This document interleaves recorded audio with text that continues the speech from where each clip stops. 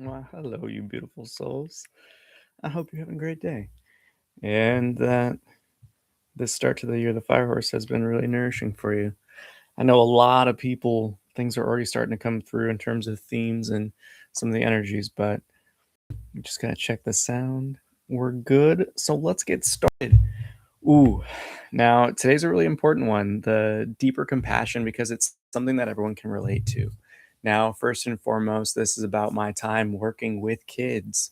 And I think it is the best birth control because if you've ever had a gaggle of children, like 30 plus that you're in charge of, then you understand that it's an investment and it comes with a lot of responsibility because they soak up everything. And because of that, it has provided me personally with where it played out in my life the perfect playground, so to speak, an opportunity of lessons, wisdoms, and some of these deeper truths to really be established. It was a refinement for myself personally as well. And we'll just get right into it. Don't forget to give the video a like, share if you can. We'll wet the whistle and get started. So in the previous Spiritual Wednesday, after I wrapped up with my time working in big pharma, I had that call that I needed to actually do something that brought my heart joy and was nourishing in terms of a work experience. And the last time that I actually had that was when I was working with kids. And I overall total about 10 years worth of experience of being a counselor, teaching classes and things like that after school for kids and doing like different caregiving before school as well. But this was, post college, post all these awakenings already, and it served as the perfect realm to really test what I knew and also just to see where the world was at because you can really tell where humanity's at with how the youth act. So started working at the YMCA, got poached for like a really kind of like Laurelhurst bougie like school program, and this is where like the real awakening to like that deeper level of compassion started to birth itself.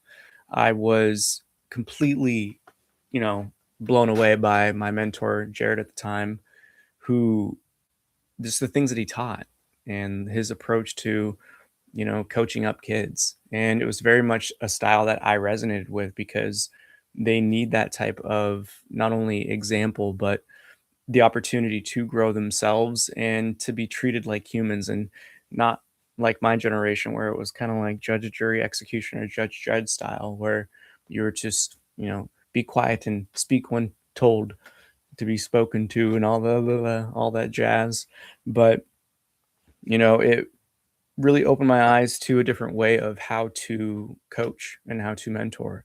And for myself, with all the life questions that I was asking at this time and you know, overall, like the worldview that I had in my youth completely had crumbled by then. I was consciously on this spiritual search. I was really seeking something deeper. And overall, the first half of the year, I should say, like the back half of the year in that first summer was when these deeper questions that I had about life started to play out with the interactions that the kids were having. And the one that I feel was the most revelatory for me at that moment was, excuse me, it was the summer camp that we were running, and it was 2 kindergartners, because I was pretty much, like, watching over some of the younger kids, and the way that they were playing, they had, like, a little bit of an altercation, so I saw it, called them over to kinda, like, settle the situation, and the way that they were talking to each other and the way that they were like reacting and the way that their emotions were kind of like boiling over when I asked them to explain what happened, it was an epiphany moment. It was one of those experiences where you're watching it happen. And while that's happening in kind of like the forefront of the mind, it's just glimpses of memories and different situations and people. And then the way that they were talking to each other, it was 2 boys. And just he took my ball and I didn't want that. And then they just started kind of going back and forth. And it reminded me of my parents, like verbatim, like how they were saying things, how they were formulating things, how they were reacting. And it was in that moment that like a huge I would say, just veil just completely like dissolved in terms of how I saw people and the origin of kind of the reality that you're meeting with someone in the present, from their reactive states, from their tensions, from their expressions, and all the crunchy things that we experience in life, the volatility, how deeply rooted and where these things actually start and began. And in that moment, again, this was a conflict over a ball. So I had a little chuckle and like just neutralized the situation, got them to have a mutual understanding. They hugged it out and then they just went and played. Kids, they're great. They just whoop, all right, cool. Water under the bridge. We're good. Let's keep moving. But that entire rest of the day, and that happened like probably like the first 2 hours of the shift. So the rest of the day, I was just sat with this realization of every person that I'm encountering is a wounded child.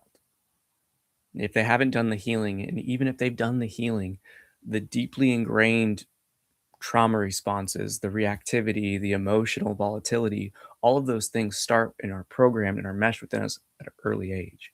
So, mind you, I'm doing my job, still being the fun counselor, you know, that I was, but that entire day was just me just processing and going through all these different experiences of my own personal life, essentially like a life review, and all the experiences that I know around me that people were having and going through. And it completely rewired and restructured the way that I actually approach the world, just like in that moment. Um, and it really was, I would say, one of the most profound, yet, as it always goes, subtle things that happened. And it only arose because I was really in a season of questioning things and really soaking in all of life and what it was presenting and seeing that everything was kind of unfolding in this very cinematic fashion. But when it boiled down to it, from that day on, it changed the way that I reacted and related with people.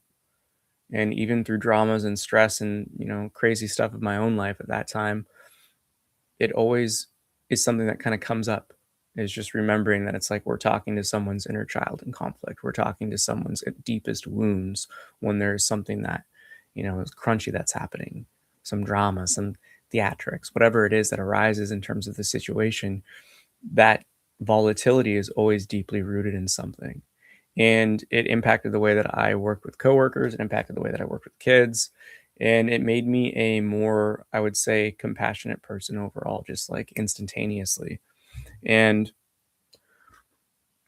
working with kids would be a situation where that whole work experience continued to evolve in those types of lessons where I was getting these deeply rooted nuggets of just like spiritual truths, just core truths of the human experience from seeing kids play, from playing and hanging out and doing crafts and teaching and providing opportunities and learning lessons. And, you know, at the end of kind of essentially my time at this company, it was one of those aspects where I'd kind of put like my foot forward in what I knew I wanted to do.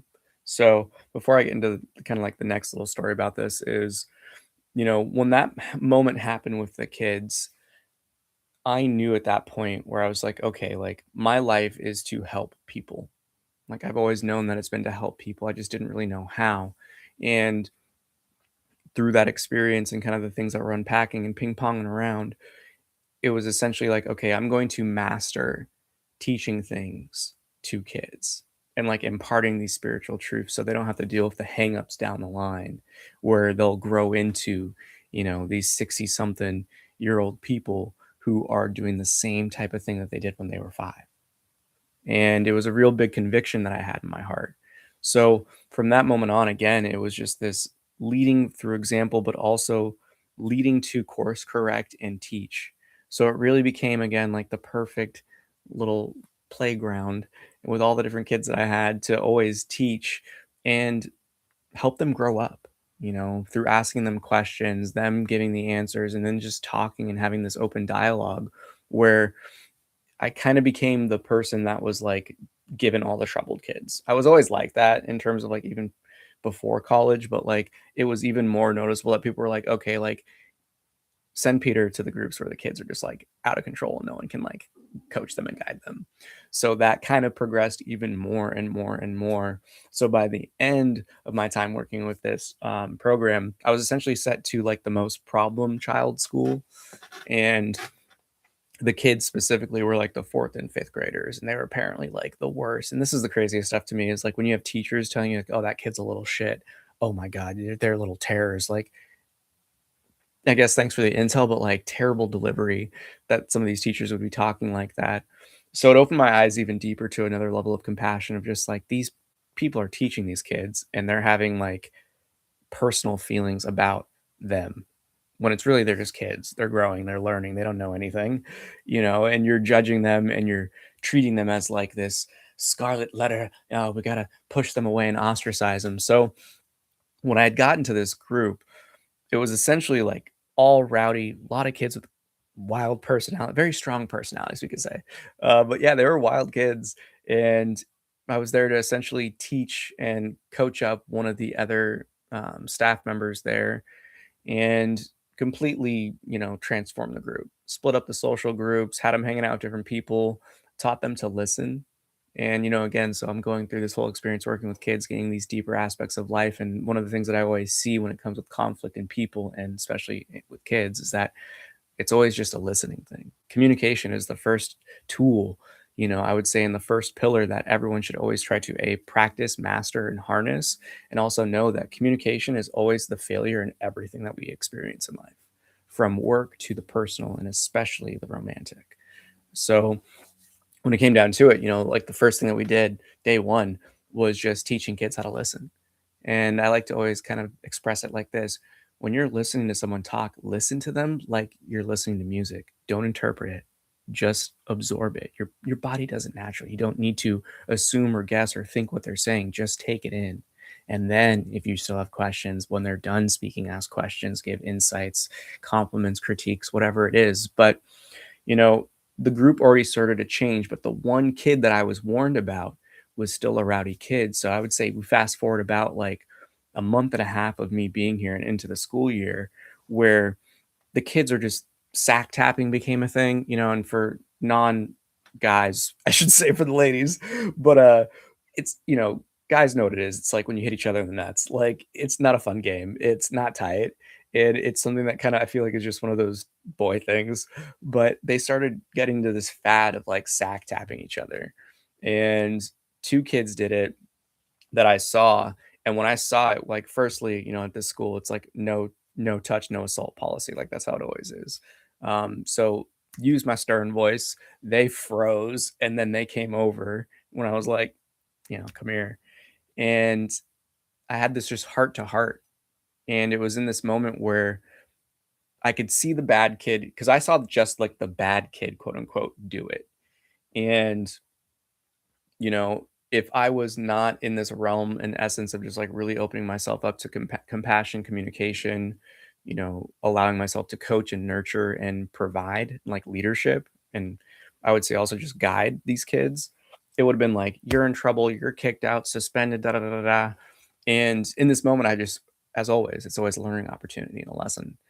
And I just talked with them, and they were freaking out because they were just like, "Oh shit, Peter caught us." Like, no, because I think I should always say, like, I am the fun counselor. Like, you get to do a lot of stuff, you get to hang out, you get to play, we do fun games, you get challenged and intellectually, and I provide like kind of like the I would say like the unique experiences. Like for example, if you're going to the zoo, like I'll be the one person to ask like the staff and be like, "Hey, I don't have money for all these kids, but they would really love a ride." And then all the kids get to go on a ride around like the carousel or whatever they had there. I was notable for doing stuff like that and just hooking the kids up with like free stuff just because I asked. But it got to this point where, you know, I asked the kids, I was like, "Hey, like what was that all about?" And the way that they kind of just were freaking out and panicking show me that like like neither of them expected themselves to get caught, and it was definitely like an aggressive expression. It wasn't like playful, as weird as it is, it can be playful, but like but it's one of those things where like they were going after each other. And when I talked to the kid who was, the troubled bad kid, I just asked him straight up. I was like, "Yo, like, do you want friends like that?" And he said, like, "No, like, I don't want this. I didn't like this, and it just gets me into trouble, and like it hurts. And I don't want to do it to people, and I don't want it done to me." So then I asked the other kid, I was just like, "So why are you guys doing this to each other?" And I gave them an option and a choice at that time because I was like, "Listen, like, reality is you can both be suspended and kicked out of the program, like suspended from school and kicked out of our program." Um, I was like, "I don't want to do that, but I want to give you guys both a learning opportunity to step up and to grow and show signs of maturity." Because, one of them was a fourth grader and the trouble kid, he was a fifth grader. And I asked him straight up, I was just like, when it comes down to this, do you want to go down this path of being known as a person who's mean, as a person who's, I kind of just like listed through things that were like the negative things of, being kind of like a bully, excuse me. And when it came down to it, they were both like, no. And, I essentially like dismissed one of the kids and was just like the fourth grader. Um, and I was just like, listen, like, cut your stuff. You know better than that. Leave it as it is. Like, you're good. And then I had just a little heart to heart with the fifth grader. I was like, listen, man, like, I know that everyone thinks you're a certain type of way, with like the whole bad kid, da da da da. And I was like, but I don't think that, but I do think that you surround yourself with people that instigate. And I like asked him if he knows what instigate means. So I essentially explained it. I was just like, people that edge you on, that try to get you in trouble, and they take advantage of your emotions. And I don't know if that's what you want as a friend, especially if they're going to lead you into situations like this. So my suggestion is to you is be the person that you know you are, not what others tell you. And in that moment, I don't know, you could just see it like hit different. He got super emotional. I started to well up, and I just said like, "You're free to go. It's all good." Now, again, most people would have been like, "He's the bad kid." Da da da da da. Suspend them both. But I told my supervisor what happened and kind of like told him what I did, and like talked to him about. And I was like, "I'm gonna give him a chance." And I was like, "And I'd like you guys to respect that and give him a chance too." So they're like, "Okay, like just document it so we have it on record." So I documented it, and then the rest of that year kind of continued to play out, where it was like giving these kids opportunities to see each other like people and to break the stigmas and the tropes of school. Because when it came to my realization of public school, especially nowadays, is that these kids really aren't taught anything about being a person. They're just taught how to take a test. And because of that, the entire program that I was doing and teaching these kids in all the different classes and stuff was always geared towards how to be a better human. And, we had kind of like our group's rules and called them respectations, our expectations based on respect, and really pointing the kids and the youth towards treating yourself with respect and treating others with respect and seeing how that plays out. Curiosity and questions and kindness. So we fast forward to the end of the year, and this kid gets the most, I can't remember what the name of it is for like their school, but it was essentially like the star student, most, like good character, good grades, da da da da. He got like the star award. And I remember his mom coming up to me and being like, "I don't know what you did or said to him, but thank you." And she was just like, kind of like eyes welling up. And as expected, his dad kind of like snubbed me. Like his dad was a dick, like not gonna lie. But it was even in those moments where that's one of the reasons why I had even deeper compassion for him, because I knew it's like I know that type of home. And you can kind of always tell what type of home a kid comes from just based on how they act, especially when their parents come and pick them up. And we also did like this little program where it was like kind of like parents could go to date nights. So we'd have the kids like late Friday night, and you'd see who would like the parents that would come home like or come back to pick them up like super wasted and shit like that. But whole other side story. But that entire kind of like lesson and teaching opportunity for me was, again, like the last year having my own judgments about this group of kids, and then just seeing how honestly like great humans that they are now directed to be. And it doesn't take much. So for me, that aspect of deeper compassion comes through where, you know, circle back to what I said in the beginning, where every person has their baggage from the past, and we don't know what that is. And if we don't meet it with curiosity, then what are we doing?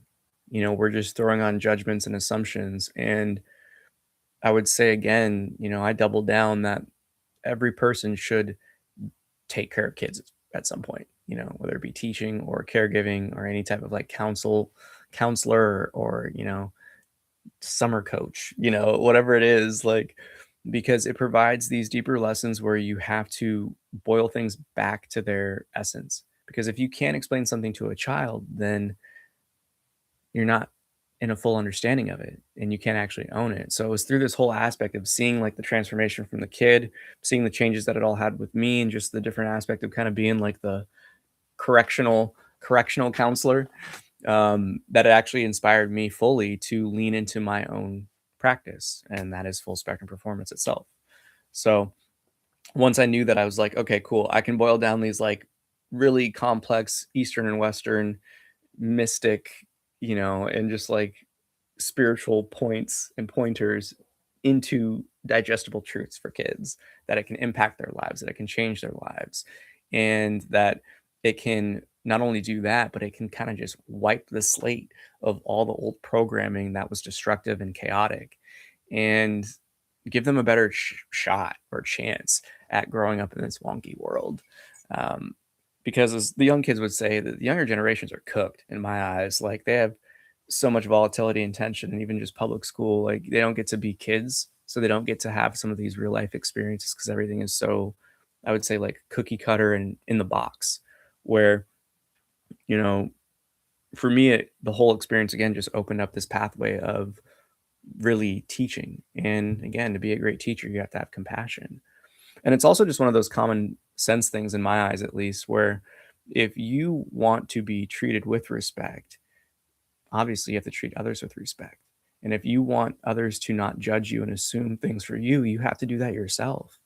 And I think you kind of get this pressure cooker situation whenever you're working with kids, especially with how things are set up, because it's like per one adult, you have like 30 kids, two adults, you have like 60 kids. And all of them come from wildly different backgrounds. Um, and I guess like the last little quick one will be the first little year that I should say like summer year and a half, I guess, at the program itself was at a school that was just like the perfect playground of upper echelon, like super uber wealthy, rich aspects of Seattle and like immigrant families. And you had this really cool melting pot that arose within it. And because of that, I was able to really see just how false these constructs are of division that we have. Where when you see a kid going to a mansion and hanging out with his friend, and then the other one going to have another sleepover at his buddy's house where he has like eight siblings in like a three-bedroom apartment, you get that swap of culture and you get that exchange of information. And also, one of my core beliefs is that you exchange puzzle pieces of perspective. And when you can do that, you can open the heart to such a deeper level of understanding purely because you know that things are greater than what you experience personally. That there are people who have highs, that have lows, that there's great wealth in suffering, but also great suffering in wealth. And for me, there's nothing better than seeing the world that I know we can create in action in that first year. So, yeah, yeah, I feel complete in that. But, I'm breaking my water. I broke my water fast. I'm gonna enjoy a nice soup here in a little bit, but I just want to bring back this aspect of compassion, where just remember to see everyone as the inner child. When you look at someone, I guess that's my invitation or call out, is that everyone just take a breath whenever you're in a situation with someone, or even if you're just hanging out with a loved one, and just know that all the nasty negative things that you see them react as all comes from that inner child.